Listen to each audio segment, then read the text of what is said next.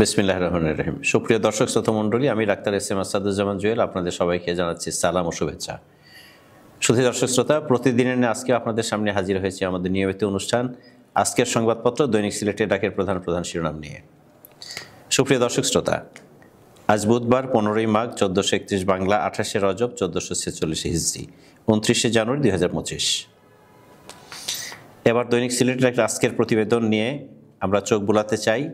দৈনিক সিলেটের ডাকের প্রথম পৃষ্ঠায় প্রধান শিরোনামগুলোর মধ্যে রয়েছে প্রধান উপদেষ্টার কাছে হিউম্যান রাইটস ওয়াচের প্রতিবেদন হস্তান্তর, শীর্ষক খবর। গুম ও হত্যার নির্দেশ দিতেন হাসিনা। স্বৈরশাসক শেখ হাসিনা নিজেই গুম ও হত্যার নির্দেশদাতা ছিলেন। তার সরাসরি নির্দেশে গুম ও হত্যার মতো ঘটনা ঘটেছে। যুক্তরাষ্ট্রভিত্তিক আন্তর্জাতিক মানবাধিকার সংস্থা হিউম্যান রাইটস ওয়াচের এক প্রতিবেদনে মানবাধিকার লঙ্ঘনের এমন সব ভয়ঙ্কর তথ্য উঠে এসেছে। গতকাল মঙ্গলবার ঢাকায় রাষ্ট্রীয় অতিথি ভবন যমুনায় HRWর এশিয়া অঞ্চলের পরিচালক ইলেইন পিয়ারসনের নেতৃত্বে একটি প্রতিনিধি দল অধ্যাপক ইউনুসের সাথে সাক্ষাৎ করেন। এ সময় তারা প্রধান উপদেষ্টার কাছে জুলাই বিপ্লবের ওপর একটি প্রতিবেদন হস্তান্তর করেন। খবরটি পড়ার অনুরোধ রইল। সুধী শ্রোতা মণ্ডলী, ইবতেদায়ী মাদ্রাসা জাতীয়করণের সিদ্ধান্ত শীর্ষক খবরটি প্রকাশ পায় দৈনিক সিলেটের ডাকের প্রথম পৃষ্ঠায়।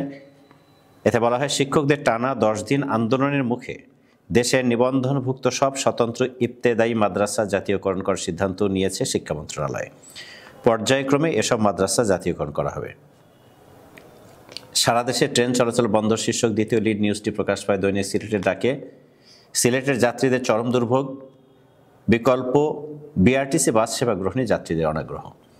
পেনশন এবং আনুতোষিক সুবিধা দেওয়ার বিষয়ে জটিলতা নিরসন না হওয়ায় সারা দেশের মতো সিলেটে কর্মবিরতি পালন করছেন বাংলাদেশ রেলওয়ে রানিং স্টাফরা।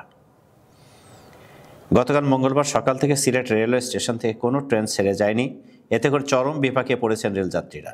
রেলের রানিং স্টাফদের মধ্যে রয়েছেন ট্রেন চালক, গার্ড, টিকিট চেকার ও অ্যাটেন্ডেন্স। তারা কর্মবিরতি পালন করছেন। জৈন্তাপুর শায়েস্তাগঞ্জ সড়কে ঝরেছে 2 প্রাণ শীর্ষক খবরটি প্রকাশ পায়। সিলেটের জৈন্তাপুর ও হবিগঞ্জের শায়েস্তাগঞ্জের সড়কে ঝরেছে 2 প্রাণ। গতকাল মঙ্গলবার ও আগের দিন সোমবার রাতে পৃথক এসব দুর্ঘটনা ঘটে।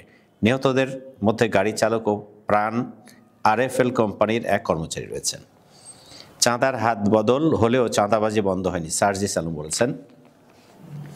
বৈষম্য বিরোধী ছাত্র আন্দোলনের অন্যতম সমন্বয়ক সার্জিস আলম চাঁদার হাত বদল হলেও চাঁদাবাজি বন্ধ হয়নি বলে মন্তব্য করেছেন। গতকাল মঙ্গলবার দুপুরে কেরানীগঞ্জ উপজেলা পরিষদের এক পথসভায় প্রধান অতিথির বক্তব্যে তিনি একথা বলেন। কেউ অপকর্ম করলে বিএনপিতে তার ঠাঁই হবে না, বলেছেন জনাব তারেক রহমান।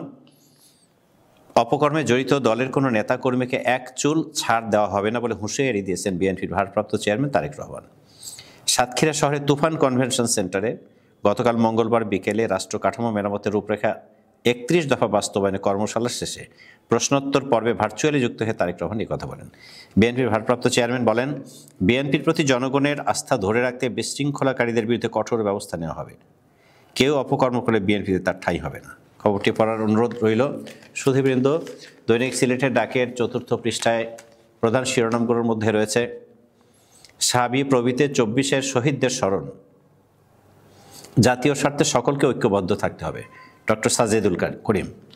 শাহজালাল বিজ্ঞান ও প্রযুক্তি বিশ্ববিদ্যালয়ে বিপ্লবী সাংস্কৃতিক মঞ্চের উদ্যোগে 24-এর শহীদ স্মরণে ও ভারতীয় আগ্রাসনের প্রতিবাদে দোয়া মাহফিল ও জিয়াফত অনুষ্ঠিত হয়েছে।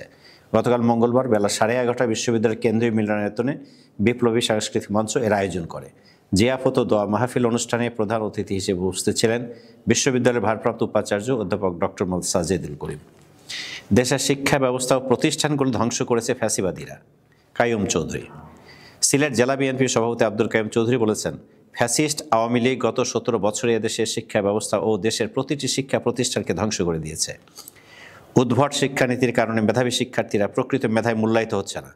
তিনি আরও বলেন, বিএনপি সরকারে আমরা নকল বন্ধ করে দেওয়ার তখনকার মেধাবী শিক্ষার্থীরা এখন দেশের বিভিন্ন দপ্তরে দাপিয়ে বেড়াচ্ছেন। তিনি বলেন, প্রকৃত শিক্ষা অর্জনের মাধ্যমে মানুষের মন মানসিকতা উৎকর্ষ সাধন হয়। একজন মানুষ সুশিক্ষিত হলে পরিবার, সমাজ এবং রাষ্ট্র আলোকিত হয়ে ওঠে। মহার্ঘ ভাতার বিষয়ে সিদ্ধান্ত হয়নি, অর্থ উপদেষ্টা বলেছেন। সরকারি কর্মকর্তা কর্মচারীরা মহার্ঘ ভাতা পাবেন কি পাবেন না সে বিষয়ে এখনও কোনো সিদ্ধান্ত নেওয়া হয়নি বলে জানিয়েছেন অর্থ উপদেষ্টা ডক্টর সালেউদ্দিন আহমেদ। 5 মাসের প্রবাসে লাশ হয়ে ফিরলেন চুনারুঘাটের মাসুক শীর্ষক খবরটি প্রকাশ পায় এতে বলা হয়, পরিবারের সুখ শান্তি আর উন্নত জীবনের আশায় স্ত্রী, সন্তান ও মা বাবাকে ছেড়ে মাত্র 5 মাস আগে সৌদি আরবে পাড়ি জমিয়েছিলেন চুনারুঘাটের মিরাশি গ্রামের মাসুক মিয়া।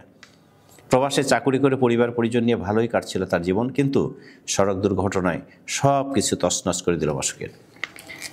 রাগিব রাবেয়া মিউজিয়াম এর উদ্বোধন কাল শীর্ষক খবরটিও প্রকাশ পায়। এতে বলা হয়, উপমহাদেশের প্রখ্যাত দানবীর বিশিষ্ট শিল্পপতি, শিক্ষানুরাগী, শিল্প সাহিত্যের পৃষ্ঠপোষক ডক্টর রাগিব আলীর 90 বছরের বর্ণাঢ্য জীবনের সৃষ্টিশীল কর্ম নিয়ে খোলা হয়েছে রাগিব রাবেয়া মিউজিয়াম। আগামীকাল বৃহস্পতিবার বাদ মাগরিব বধুবন সুপার মার্কেট 6ষ্ঠ তলায় অবস্থিত ওই মিউজিয়ামের আনুষ্ঠানিক উদ্বোধন করবেন প্রবাসী মুক্তিযুদ্ধের অন্যতম সংগঠক, বরেণ্য চা শিল্প উদ্যোক্তা ডক্টর রাগিব আলী। এতে দানবীর ডক্টর রাগিব আলীর শুভানুধ্যায়ের উপস্থিতি কামনা করেছেন রাগিব রাবেয়া ফাউন্ডেশন সচিব ইঞ্জিনিয়ার মাহমুদুর রহমান।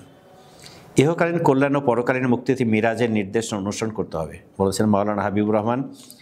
বাংলাদেশ জামাতে ইসলামের সিলেট জেলা শাখার আমির মাওলানা হাবিবুর রহমান বলেছেন, বিশ্ব নবী হযরত মুহাম্মদ সাল্লাল্লাহু আলাইহি ওয়াসাল্লামের আদর্শ ধারণ করে আল্লাহ দিন প্রতিষ্ঠা করা সকল মুমিন মুসলমানদের দায়িত্ব। নবী মুহাম্মদ সাল্লাল্লাহু আলাইহি ওয়াসাল্লামের মিরাজের ঘটনা পূর্ণ বিশ্বাস স্থাপন করে সেই আলোকে কুরআনে বর্ণিত ঐতিহাসিক 14 দফার বাস্তবায়ন করা প্রত্যেক মুসলমান ইমানি দায়িত্ব। খবরটি পড়ার অনুরোধ রইল।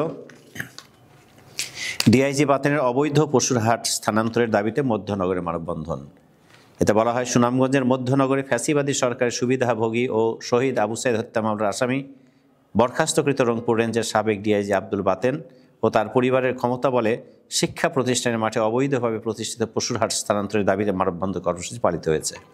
গতকাল মঙ্গলবার সকাল 11টার দিকে উপজেলার বংশীকুণ্ডা দক্ষিণ ইউনিয়নের সাতুর নতুন বাজারে আয়োজিত এ মানববন্ধনে কয়েকশো স্থানীয় লোকজন উপস্থিত ছিলেন। নগরীতে তীর খেলার সামগ্রী সহ আটক 6। ভারতীয় অনলাইন তীর শিলং জুয়া খেলার অভিযোগে 6 জনকে আটক করেছে কোতোয়ালি থানা পুলিশ।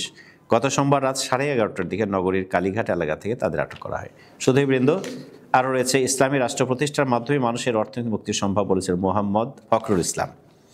জামাতের কেন্দ্রীয় কর্মপরিষদ সদস্য সিলেট মহানগরী আমির মোহাম্মদ ফখরুল ইসলাম বলেছেন, ইসলামের জাকাত ভিত্তিক অর্থ ব্যবস্থার মাধ্যমে বাংলাদেশকে 7-8 বছরের মধ্যে সম্পূর্ণভাবে দারিদ্র্যমুক্ত করা যাবে। একমাত্র ইসলামী রাষ্ট্র প্রতিষ্ঠিত হলেই মানুষের অর্থনৈতিক মুক্তি আনানো সম্ভব। শীতের প্রকোপ বেড়ে যাওয়ায় সুবিধা বঞ্চিত মানুষেরা কষ্টে জীবনযাপন করছেন, তারা তাদের ন্যায্য মৌলিক অধিকার থেকে বঞ্চিত। পুলিশের পদক্ষেপে নগরীতে এক নারীর 7 লক্ষ টাকা রক্ষা পেল শীর্ষক খবরটিও প্রকাশ পায়। নগরীতে পুলিশের পদক্ষেপে এক নারীর 7 লক্ষ টাকা রক্ষা পেয়েছে। হ্যাকিং অ্যাপস ব্যবহার করে ওই নারী গ্রাহকের ব্যাংক হিসাব থেকে বড় অঙ্কের এই টাকা হাতিয়ে নিতে বসেছিল হ্যাকাররা। সিলেট কোতোয়ালি মডেল থানা পুলিশ সময় মতো পদক্ষেপ নেওয়ায় এ টাকা খোয়া যায়নি। পাশাপাশি পুলিশ এই চক্রকে চিহ্নিত করে সক্ষম হয়েছে বলেও জানানো হয়। হবিগঞ্জে সৌদি প্রবাসী হত্যা মামলায় 37 জন কারাগারে। হবিগঞ্জে কাজী দীপু নামে এক সৌদি প্রবাসী হত্যা মামলায় 37 জনকে কারাগারে পাঠিয়েছেন আদালত। গতকাল মঙ্গলবার দুপুরে তারা আদালতে হাজির হয়ে জামিন আবেদন করে বিচারক নামঞ্জুর করে তাদেরকে কারাগারে পাঠানোর আদেশ দেন। সুধীবৃন্দ, এছাড়াও রয়েছে এনআইডি জালিয়াতির অভিযোগ। জগন্নাথপুরের নির্বাচন কর্মকর্তা ও এক কর্মচারী আটক। জাতীয় পরিচয়পত্রের অর্থাৎ এনআইডির তথ্যে সংযোজন বিয়োজন সহ বায়োমেট্রিক জালিয়াতির অভিযোগে জগন্নাথপুরে উপজেলা নির্বাচন কর্মকর্তা মুজিবুর রহমান ও এক কর্মচারীকে আটক করেছে পুলিশ। তারা দীর্ঘদিন ধরে অবৈধভাবে আর্থিক লেনদেনের মাধ্যমে এসব অপকর্ম করে আসছিলেন। চুনারুঘাটে 12 মেশিন, 2000 পাইপ বিনষ্ট সহ একটি ট্রাক্টর জব্দ শীর্ষক খবরটি প্রকাশ পায়।